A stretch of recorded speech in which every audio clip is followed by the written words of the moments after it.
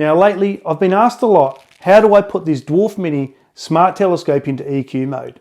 Well, if you're wanting to know, you are in the right place, because I'm going to show you how I put this into EQ mode within a few minutes, and I can get this within 2 degrees of perfect polar alignment without even turning this smart telescope on, and I'm going to show you exactly how to do it. So this video is really short, so hang around to the end, and by the end of it you're going to know how to put this into EQ mode. I'm going to share those hacks with you that are going to help you get this into EQ mode really quickly. And if you're in the northern or southern hemisphere, I'm going to show you which way to face this unit as well, plus where everything is hidden in the app to find EQ mode. So stick around and we're going to go out in the backyard and we're going to go through it all together. So let's go. All right guys, we are outside as you can see, and I'm just keeping my voice down. I've got my neighbours either side of me, so I don't want to wake them up and think that I'm crazy out here talking to myself. But all right, before I get into everything here, the reason why I've got all this on here is this is a bit of a hack that's going to help you get your Dwarf Mini into polar alignment before you even turn on the smart telescope. So it's going to get you within a few degrees, and we're just going to do a little bit of fine tuning. So I'm going to talk you through what I've got here. I've got a leveling base, which makes it easy so I can level the Dwarf Mini easy without having to muck around with my tripod legs. So I can just put it into level with a level bubble. It's as simple as that. That's level. And I've also got an I've also got an equatorial mount that I've used off my star tracker, which was a Skywatcher. So I've had that and I'm just using it on here, which made it so much easier. So it's a bit more precise and fine tuning adjustments. So what we're going to do is I'm going to show you the hack that's going to get you into polar alignment really quickly, and all you got to do is just make a few fine-tuned little movements and we'll be precisely aligned. Now before we do that, I just want to clear something up. I do get asked a lot which direction and which side of the Dwarf Mini do I face to the celestial pole, and that's a good question because I also struggled with it as well, and I've been doing astrophotography for a long time. So I'm going to explain it in the most simple way as I can. So I'm in the southern hemisphere, so the top of this is going to be facing south, and you might be going, okay, I know that, so which side do I face? So down the bottom here we've got the Dwarf Mini or the Dwarf Labs logo, and in my instance I'm pointing it towards the celestial pole, which is the southern celestial pole, and the bottom of the logo, or the logo, is always going to be facing north. And if you're in the northern hemisphere, the top of this will be facing north, and we'll be angling it over towards the north, and the logo is going to be facing south.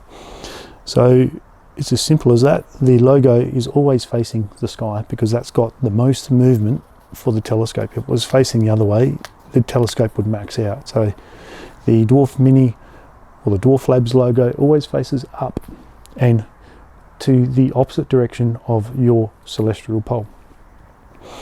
Now what we're going to do is I'm going to show you the first hack that's going to get you into the right alignment for the celestial pole. Sorry guys, I'm just jumping in here for a second. If this tutorial is helping you out, then consider subscribing to the channel. I've got heaps more tutorials like this one on my channel, and there's heaps more to come. And any of the gear that I'm using in this tutorial tonight, I'll have a link in the description, and if you choose to purchase through the channel, it helps out the channel with a small commission at no extra charge to you. Anyway, let's get back on with the tutorial. So first thing we're going to do is open up our compass, and we're going to align the side of this smart telescope to direct south. So all we do is get our compass and put it against the side of the telescope and align it south. So there we go. And this face here has got to be facing south. And before we get rid of the compass app, I want you to take note of a number. And down the bottom here, at the bottom there, is our longitude and latitude. And our latitude here is 34 degrees. So we want to remember that number, and I'll show you why in just a second. So we get rid of the app and we load up another app called Protractor. And this is an iOS app. I'm sure there is an app for Androids with a similar protractor app. So that 34 degrees that we just took note of, we want to make sure this faces down 34 degrees to the celestial pole that I'm going to, and in this case it's the southern celestial pole. So I'll just fast forward this bit while I wind it. I reckon it's about there. We're at 37 degrees, 34 degrees right on the knocker. So now I've aligned that to the south, and we've also aligned this 34 degrees. So we basically put this parallel between southern celestial pole and the northern celestial pole. So that's now parallel to all the poles. So what we're going to do now is we're going to turn on the Dwarf Mini. There it goes, it's awake, and we want to open up our Dwarf Labs app. We connect as we always do. Right, once the unit has connected, we want to click live, and don't go anywhere because I'm going to show you exactly where everything is hidden in the menu to get to EQ mode, which is another question I get asked as well. Now before we go into EQ mode, one thing you want to do is open up the smart telescope so it faces up to the sky. So to find EQ mode, you go into the circle with the 3 dots on the left hand side of the screen, and we want to click EQ mode, and from there we continue EQ setup, and this is the bit we've already done, so we can fly through those bits there, and it's going to plate solve and do its thing and work out where it is in the world and exactly where it's facing.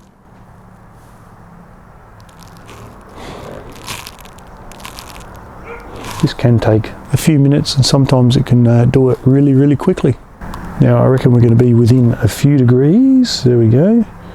There you go. We are within 1 degree. So that's how accurate my hack is. It will get you really close to polar alignment. And in most cases, that will be perfect to shoot. But if you want to go even longer shutter speeds, then you can be more precise. So we click more precise. And all I got to do is move it up 1 degree and around 1 degree. So I'll just go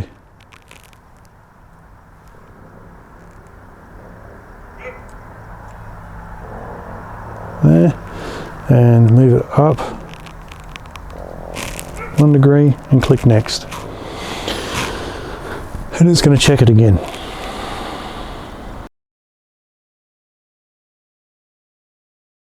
There we go. We've achieved perfect alignment, as easy as that. So now I can hold the shutter open for a long time. So I go, I'm ready. And now we're going to want to choose our target. So the Orion Nebula has gone, so we're going to see what we can find here. So when we have selected our target, now is where we can move it around. So just remember, it's going to be a bit different. We're going to be doing mosaics here now, since we've got it in EQ mode, and it's going to take pictures. Basically you can see the squares in the app. Just picture that as how it's going to take the images. It's just going to move along and in a mosaic way and take pictures and overlap them and stack them together. You can zoom in on your target, and you can also adjust your target by clicking the little box under the magnifying glass there, and you can adjust how wide you want to go so you can fit everything in, for example, or how narrow. But in this instance, I think what we've got set there is fine. And you can also go height and change your height as well, but we'll leave it at that. And then once you have got your target selected and you want to shoot it, then we just click the camera and click OK. And now it's going to calibrate and go to its target, and it is as simple as that. Now you know the hack, and you know how easy it is to be able to get perfect polar alignment. You're going to be able to go out and get some perfect images with a lot higher detail and resolution. If this video has helped you, please consider subscribing to the channel, because I've got a heap more tutorials coming like this one. So again, if it's helped you, hit that subscribe button, and I'll see you guys in the next video.